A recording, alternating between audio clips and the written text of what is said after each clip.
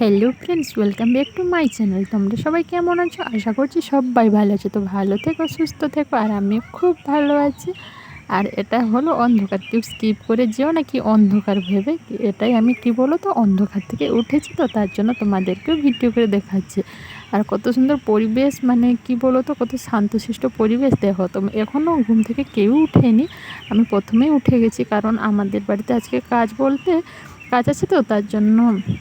আর কাজ সেটা হলো আজকে ধান সেদ্ধ, মানে ধান যে আগের দিন যে দেখিয়েছিলাম ধানগুলো যে সেদ্ধ করা মানে ফুটিয়েছিলাম, আজকে সেদ্ধ হবে, তার জন্য তাড়াতাড়ি ঘুম থেকে ওঠা হয়েছে। উঠেই আমি তারপরে একটু ভিডিও করে নিলাম, কেউ তো উঠেনি। তারপর ফুলগুলো তুলে দিয়ে সমস্ত বাসি কাজ করে তারপরে গিয়ে আমি রেডি হয়ে চান টান করে এসছি আর কি।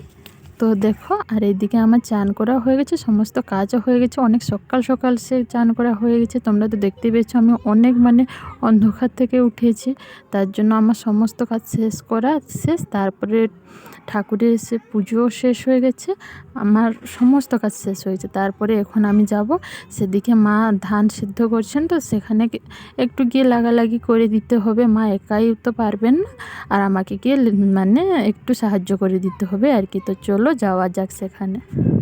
আর এদিকে দেখো, আমি আস্তে আস্তে মানে মা একবার হয়ে গেছে, তারপর এখানে উঠিয়ে রেখেছেন, আর আরও দুবার হবে, তার জন্য আমিও এসে লেগে দিচ্ছি একটু মাকে, হাতে হাতে মানে সাহায্য করে দিচ্ছি। আমি তো সেরকম কিছু জানি না আর কি, তো অনেকটা শিখে গেছি এখানে এসে, অনেকটাই মানে যা না জানা কথা, যেটা এখানে এসে অনেকটাই শিখে গেছি। তো খুবই ভালো, এগুলো তো আমাদের তো করতে হবে, গ্রামের মেয়ে যেহেতু করতেই হবে, গ্রামের মেয়ে গ্রামের বউ হয়েছে যখন করতেই হবে এগুলা। তো আগে বাবার বাড়িতে এগুলো কিছুই জানতামই না, মানে কী থেকে কী হয় কী না হয় সেগুলো কিছুই জানতাম না। আর এখনই মানে এখানে এসে সব মানে শিখে গেছি, এই 6-7 বছরে আমি অনেকটাই শিখে গেছি এখানে। আর যেহেতু মাও করতে দিতেন না, মানে আমার শাশুড়ি মা করতে দিতেন না আগে, এখন একটু একটু করি, আগে একদমই করতে দিতেন না। তার জন্য এখন যতটুকু দেখি আমি শিখে ফেলি, শেখার চেষ্টা করি আর কি। একাই বাড়ি, আমাকেই তো সব করতে হবে। সেদিকে সব ধান টান গুছিয়ে চলে এলাম, আর আমি একাই বসে এখানে জ্বালানি দিচ্ছি আর কি। তো মানে একবার হয়ে গেছে, আরও দুবার হবে, তার জন্য একটা আমি সে জ্বালানি দিচ্ছি। আর মা সেদিকে, আমাদের বাড়িতে তো ছাগল টাগল আছে, আমি তো বলেইছিলাম, মা ছাগলগুলোকে বের করতে গিয়েছিলেন, আর আমি এদিকে বসে বসে মানে উনান জ্বলছে। আর আজকে এতটা রোদ দেখিয়েছে, কি বলবো, কি মানে বিষাক্ত লাগছে আর কি। কি যে মানে মনে হচ্ছে দৌড়ে এখান থেকে চলে যায়। আবার চান করাও শেষ হয়ে গেছে, তারপর আবার তো চান তো করতেও পারবো না, কি পরে যদি হয় আর কি, তার জন্য চানও আর করা যাবে না। রোদে আমি এসে মানে চান করে এসে বসে আছি, তো তখন থেকে জ্বালানি দিচ্ছি আর কি। তো ধান মানে যেদিন যে বলবো একটু তাড়াতাড়ি হয়ে যাবে, কিন্তু সেদিন আর হবে না, সে দেরি আর কি। তো তুমি যেটা ভাবে সেটা আর হয় না, তার জন্য আর কি। এতটা পরিমাণে যে রোদ ছেড়ে না, তার জন্য বিরক্ত লাগছে, মানে একাই বসে বসে এখানে জ্বালানি দিচ্ছি আর কি। তো অনেক কাজ পড়ে আছে সেদিকে। আর এদিকে আমি যে বলেছিলাম না, সমস্ত কাজ শেষ করে আমি চলে গিয়েছিলাম ধান সেদ্ধ করে। ধান সেদ্ধ করার পর তারপরে দেখি আর এটা কীরকম একটা হয়েছে, আমি ভাবলাম একটু লেপা মোছা করেলি দেখতে ভালো লাগবে আর কি। তো করে লেপা মোছা হয়ে গেছে, তো দেখতে পাচ্ছ এদিকে ঘরটা হয়ে গেছে, আর সেদিকে মঞ্চটা একটু দেব। এখানে গোবর মাটি মেশানো আছে, আর সে মাটির বাড়ি মানে গোবর আর মাটি তো দিতেই হবে, যেহেতু মাটির বাড়ি পাকা হলে বা সার্ফ টার্ফ দিয়ে মানে ধুয়ে দিতাম আর কি।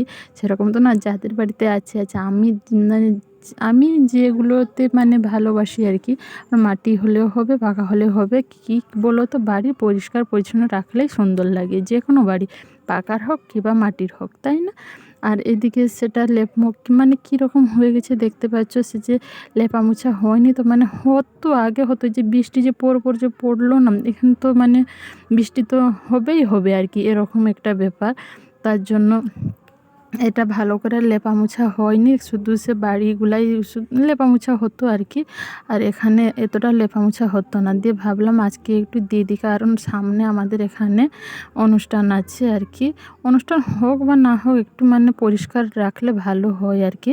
আর এখানে দেখো তো এগুলা কি ধান, মানে ধান গাছগুলা এখানে সব বেরিয়ে গেছে, যে মানে আমরা যেরকম ধানের বীজ ফেলেছি হয়ে গেছে আর কি। না এরকম ব্যাপার না, ধান মনে হয় কোথা থেকে পড়েছে হয়ে গেছে ধানের গাছগুলো। আমার যতদূর মনে হচ্ছে ধানের গাছগুলা দিয়ে সব উঠিয়ে ফেলে দিচ্ছি আর কি। তারপরে একটু মুছে নেব আর কি, লেপা মোছা করে নেব তার জন্য সব। আরে দেখো কি অবস্থা হয়েছে, বৃষ্টি যদি প্রতিদিন পড়ে একটা যদি বাইরে, তাহলে এরকম অবস্থা হবে না বলো?